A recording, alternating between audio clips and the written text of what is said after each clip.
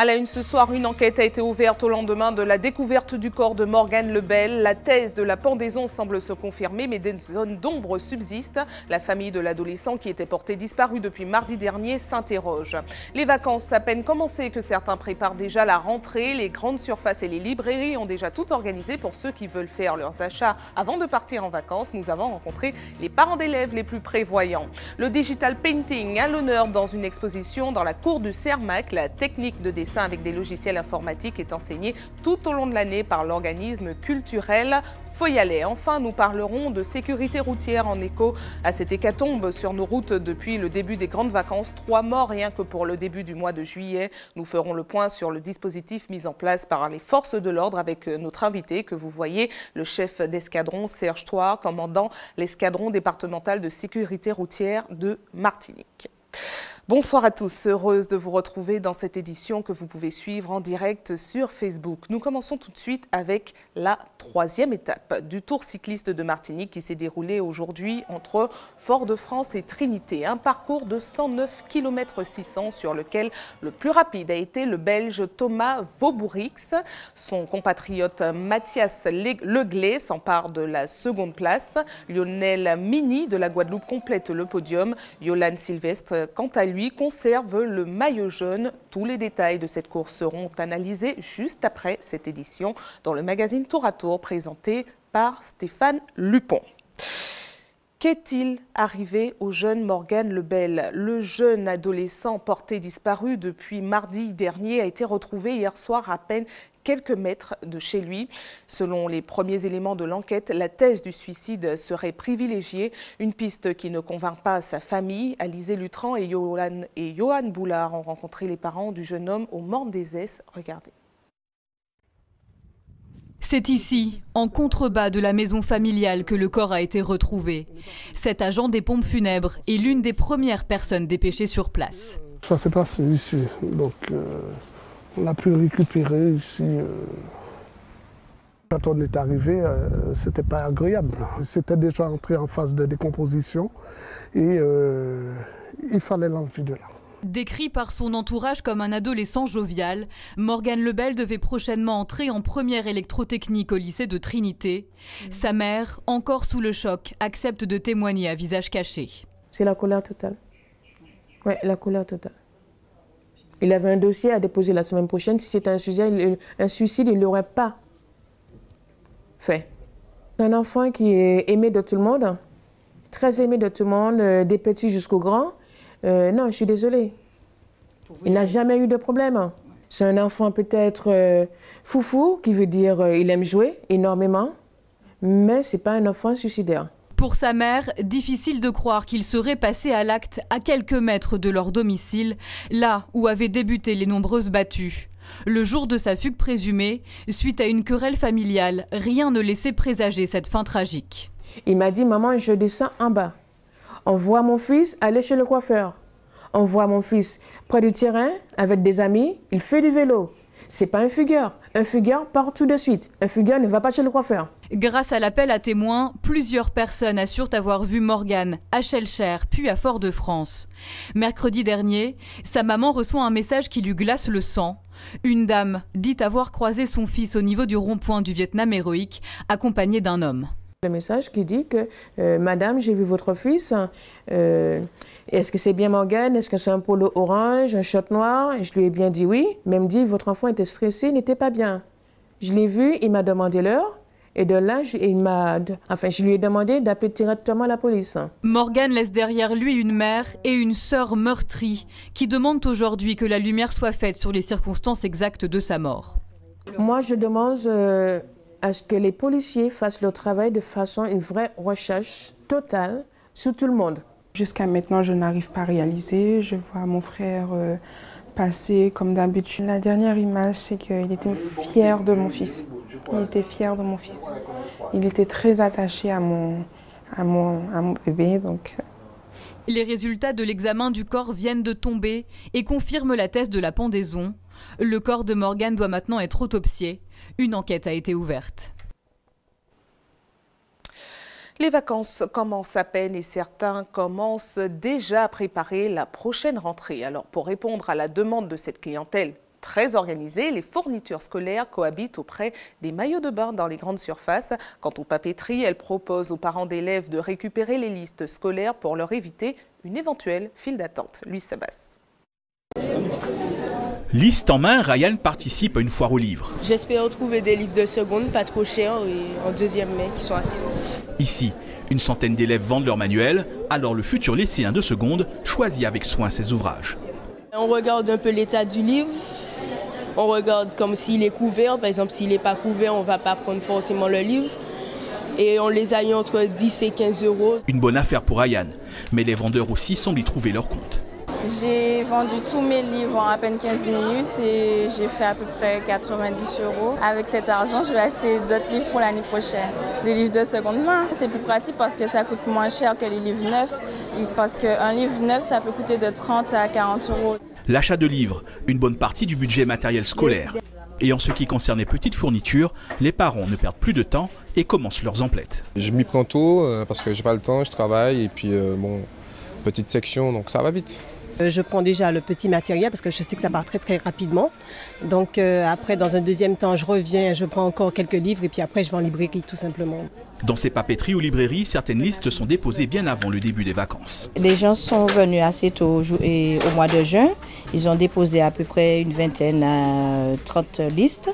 Et puis au mois de septembre, il y a au moins 1000, à peu près 1200, 1300 listes à peu près. Ceux-là sont comptés sur les achats sur place. Alors les magasins préparent la venue des parents.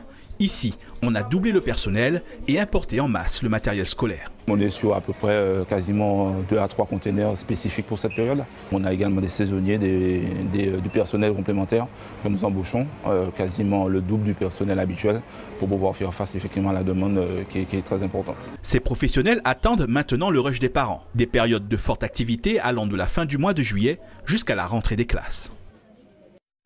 Et nous poursuivons avec cette information. En bref, le syndicat CGTM-SOM a lancé un appel à la mobilisation demain à la mairie du Lamentin. Des risques de perturbation sont à prévoir dans l'ensemble des services municipaux, y compris les accueils de loisirs, les crèches et les services de restauration collective. Les vacances viennent à peine de commencer et on compte déjà 2 morts sur nos routes en un seul week-end. 20 personnes ont perdu la vie dans des accidents de la circulation depuis le début de l'année. Pour stopper cette hécatombe, les forces de l'ordre annoncent déjà que des contrôles seront renforcés. Pour en parler, nous recevons le chef d'escadron Serge Thouard, commandant l'escadron départemental de sécurité routière de Martinique. Bonsoir à vous. Bonsoir. Merci d'avoir accepté notre invitation. Alors, 2 morts en un week-end. Alors, même si les enquêtes sont encore en cours, les premiers éléments montrent déjà qu'il y a eu des manquements à la sécurité routière, au respect des codes de la route. Alors, ce qu'il faut savoir déjà, c'est que derrière tout accident, il y a toujours, dans la quasi-totalité des cas, une faute de comportement. Et effectivement, sur les derniers accidents, comme tous ceux qu'on observe d'ailleurs depuis le début de l'année, on a une faute de comportement, en l'occurrence la vitesse. Et la vitesse, c'est d'ailleurs, depuis le début de l'année, le premier facteur d'accident. Un accident sur 3 est dû à la vitesse. Deuxième facteur derrière, l'alcool, encore bien trop souvent. Et en matière d'accidents mortels, 1 mort sur 3 également avait consommé de l'alcool. Alors, vous allez renforcer les contrôles pendant les grandes vacances. Est-ce qu'il y aura des contrevenants particuliers que vous aurez dans le viseur?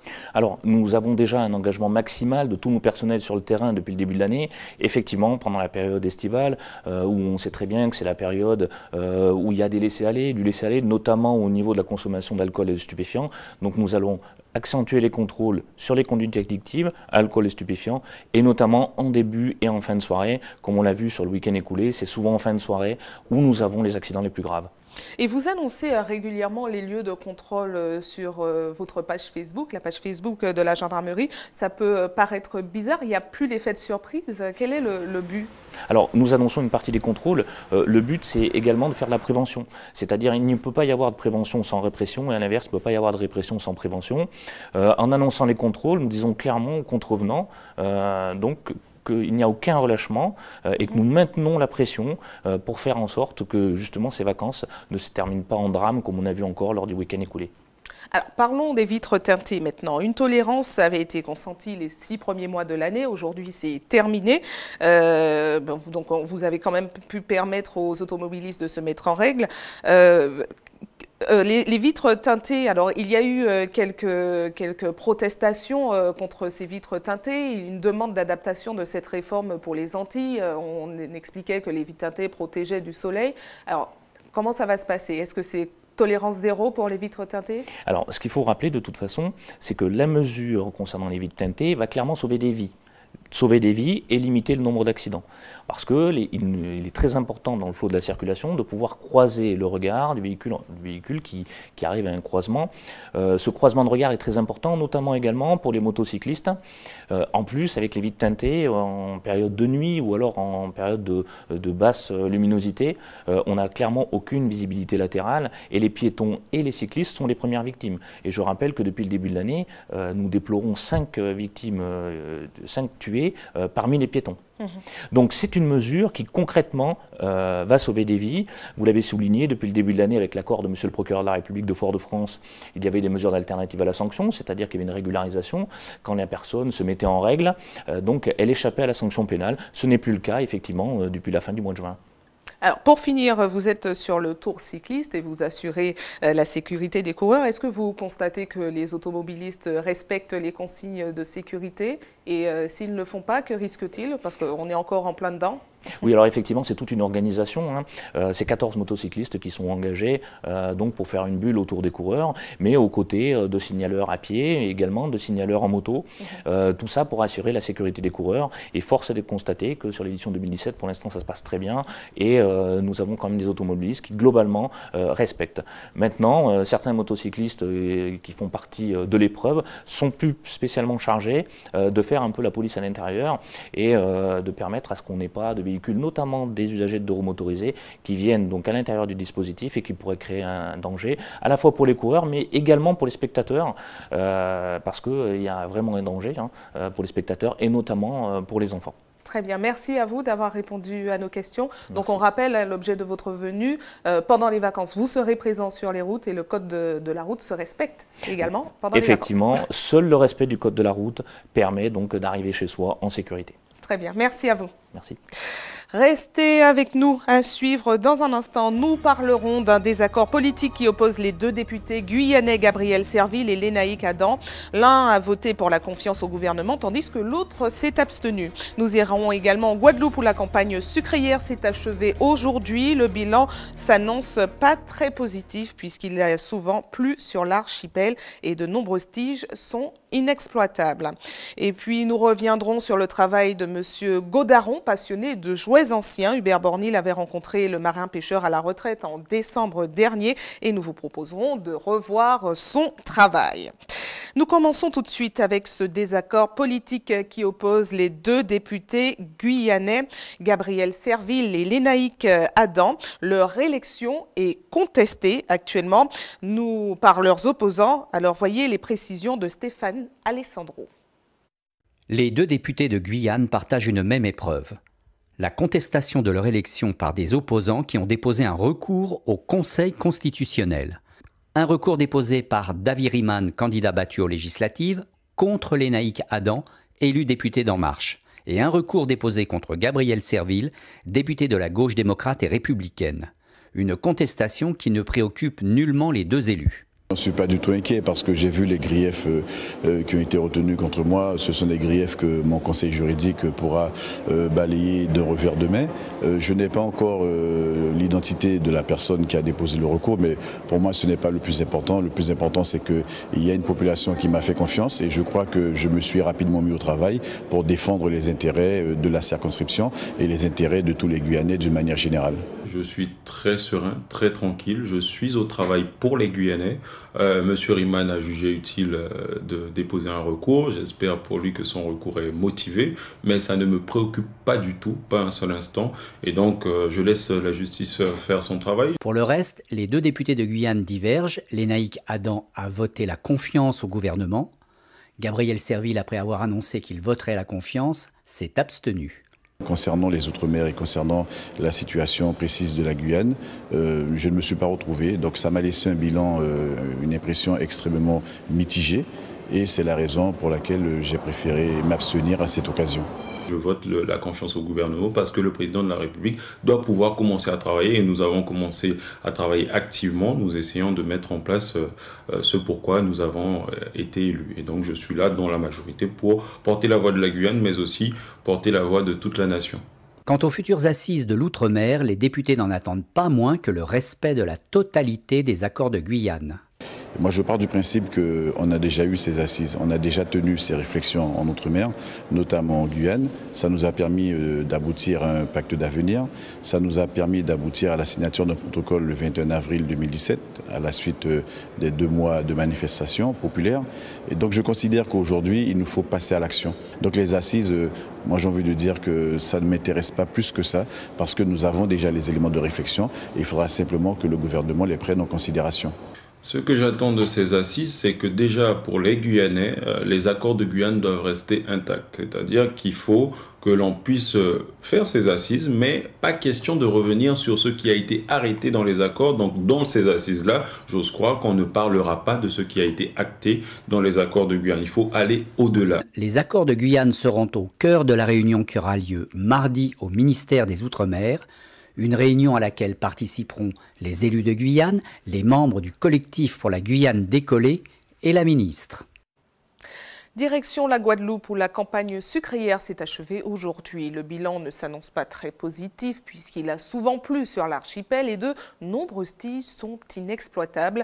Les planteurs désemparés se tournent aujourd'hui vers l'État pour une meilleure répartition de l'enveloppe de 38 millions d'euros mise à la disposition de la filière. Voyez ce reportage de Jacques Canval et de Moïse Dexter.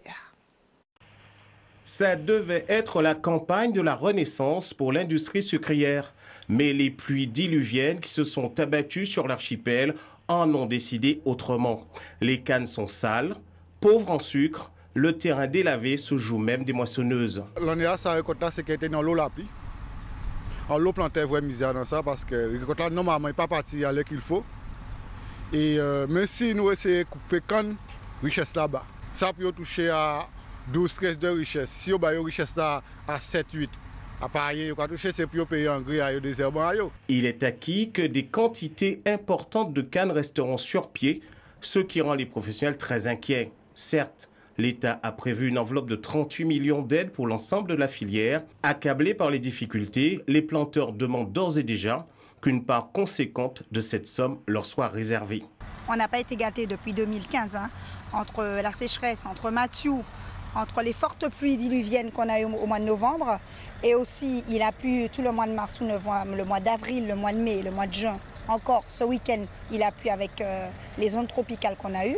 C'est-à-dire ces 38 millions d'euros sont alloués aux industriels, mais aujourd'hui on demande que dans ces 38 millions d'euros, que nous, les représentants des planteurs, qu'on ait droit à quelque chose. L'année prochaine encore, on va avoir toujours des cannes qui vont rester debout. Si ça continue le temps, chaque fois, c'est pour ça je pense qu'il va falloir anticiper l'année prochaine et ouvrir l'usine un petit peu plus tôt. Les fumées de Gardel se dissiperont dans le ciel clair du Moule, laissant une nouvelle fois cette profession face à ces vieux démons.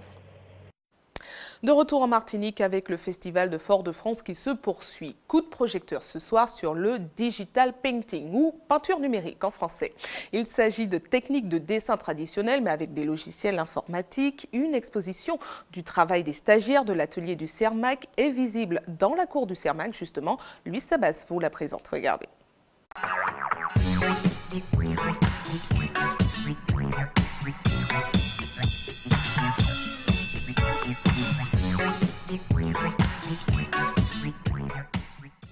Il s'agit simplement d'apprendre aux stagiaires à transposer les techniques de dessin-peinture traditionnelles au numérique. Donc on ne parle pas du tout de photos, on parle vraiment de pages vierges, de pages blanches et on travaille à l'aide de logiciels divers et variés qui nous permettent de monter des volumes, d'utiliser de l'acrylique, de l'aquarelle, du pastel, du fusain. En fait, tous les médiums traditionnels que l'on retrouve quand on est par exemple dans l'atelier dessin-peinture du CERMAC. Faster, stronger. More than power, power, never. Tout le matériel est mis à disposition par le CERMAC, par la ville de Fort-de-France, par l'atelier. Donc il s'agit à la fois d'ordinateurs et de tablettes graphiques, puisque je ne travaille pas du tout à la souris.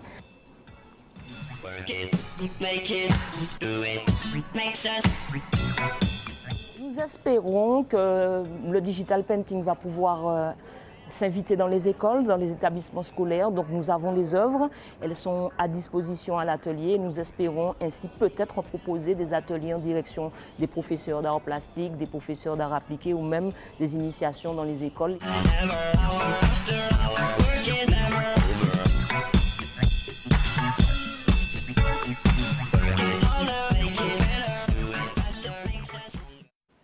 Et vous l'aurez compris en regardant ce reportage, c'est bien à l'espace Camille Darcière que cette exposition est visible. ATV, toujours plus proche de vous, c'est le moment pour nous de mettre en lumière certaines initiatives qui pourraient vous intéresser. Place tout de suite à notre JT des communes.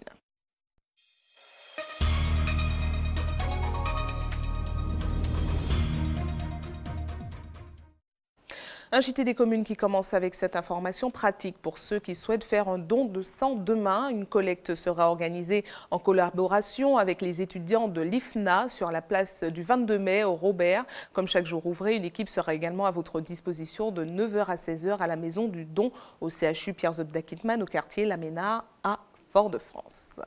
Direction Schellcher pour terminer ce JT des communes au quartier La Démarche à la rencontre d'un passionné de jeux anciens. Monsieur Godaron, marin-pêcheur à la retraite, fabrique des jouets très originaux en bois pour la plupart. Hubert Bornil et Valérie Vincent, vous l'avez présenté en octobre dernier. Ce soir, nous vous proposons de le redécouvrir. Regardez.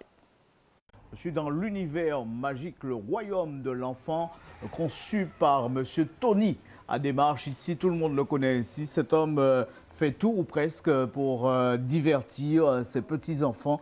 Ça a été l'une de ses réalisations. Un camion, vous le voyez, requin, on dira. C'est sans discuter que M. Godaron nous ouvre la porte de son univers particulier de jouets. Des jouets anciens conçus en bois pour la plupart, avec parfois une certaine pointe d'originalité comme ce camion-citerne, ou si vous préférez, camion fût de Rome. C'est comme c'est là, en bateau noir. Oui, en camion. Le marin-pêcheur à la retraite a su conserver son âme d'enfant, lui qui, à son époque, ne connaissait pas les magasins de jouets. Une époque où les parents n'avaient pas les moyens non plus d'offrir un jouet à leurs enfants. Alors il fallait être créatif. Au mieux de là, c'est quand un cousin m'a prend, un cousin moi m'a prend mon sous-bois. Quoi, le bas. Donc, il était mon sous-bois, comme il était fait charbon, m'a dit, m'a prendre mon sous-bois. Depuis que j'étais jeune petit bolon, j'ai commencé à faire des jouets. Parce que je n'ai pas ni fouet. C'est tout camarade qui fouet. Moi-même, je peux être fouet. Parce que moi-même, je considère tout le monde comme fouet. Le camion, c'est un camion, mon fait. Et c'est un camion carnaval, hein, ça. C'est que il y a un monde qui était posé candidat chez le chien. Il dit, moi, il est venu, c'est qui est nouveau maire chez le chien. Je dis, bon, comme moi-même, pas aimé discuter. Je n'ai pas aimé discuter, regardez le numéro camion. Alors, si vous voulez voir ces jouets, voir comment il fait, participer un peu à son art, vous divertir un petit moment en sa compagnie, direction le quartier La Démarche. Avant de refermer cette édition, nous retrouvons Stéphane Lupon en duplex sur le plateau de l'émission Tour à Tour. Stéphane, les téléspectateurs vous retrouveront juste après cette édition. Qu'y a-t-il au programme ce soir ? Bonsoir Sabina. Eh bien, le programme de Tour à Tour reste quasiment le même, mais ce soir, il y a eu du spectacle durant l'étape, la troisième étape qui conduisait le peloton de Fort-de-France vers Trinité. Et il y a eu du spectacle dans les deux dernières ascensions, celle d'Augrain, mais également celle de l'Estrade, dont on l'avait dit hier soir, qui était le juge de paix de cette troisième étape. Eh bien, nous reviendrons avec notre consultant Marc Paulin sur les moments forts de cette troisième étape. Ça, c'est pour la première partie de notre émission. Et puis la deuxième partie, Facebook Live, Jean-Pierre Mimou. Facebook Live. Après, eh bien, le Facebook Live sera consacré aux abandons. 35 abandons depuis le début de l'épreuve, seulement à la troisième étape. Cela signifie que ça va très vite devant et que seuls les coureurs bien préparés arrivent à suivre le train, le rythme imposé par les meilleurs. Voilà le programme de notre édition. On se retrouve tout à l'heure. Merci à vous Stéphane, à tout à l'heure. Et c'est la fin de votre journal local et régional. Avant de vous quitter, je vous rappelle les titres qui ont été développés ce soir. Une enquête a été ouverte au lendemain de la découverte du corps de Morgane Lebel. La thèse de la pendaison semble se confirmer, mais des zones d'ombre subsistent dans cette affaire. La famille de l'adolescent qui était porté disparu depuis mardi dernier s'interroge. Les vacances à peine commencées que certains préparent déjà la rentrée. Les grandes surfaces et les librairies ont déjà tout organisé pour ceux qui veulent faire leurs achats avant de partir en vacances. Nous avons rencontré les parents d'élèves les plus prévoyants. Le digital painting à l'honneur dans une exposition dans la cour du CERMAC. La technique de dessin avec des logiciels informatiques est enseignée tout au long de l'année par l'organisme culturel Foyalet. Enfin, nous avons parlé de sécurité routière en écho à cette hécatombe sur nos routes depuis le début des grandes vacances. 3 morts rien que pour le début du mois de juillet. Nous avons fait le point avec le commandant Serge Thouard. Restez sur ATV, la suite de vos programmes. Retrouvez tout de suite le magazine Tour à Tour, présenté par Stéphane Lupon en compagnie de ses experts sur le cyclisme. À 20h, le magazine Capital vous proposera de faire des économies avec le titre « Et si vos vacances vous rapportaient ». Je vous retrouve avec plaisir demain soir dès 18h50 pour les titres. En attendant, passez une bonne soirée avec nos programmes et à demain.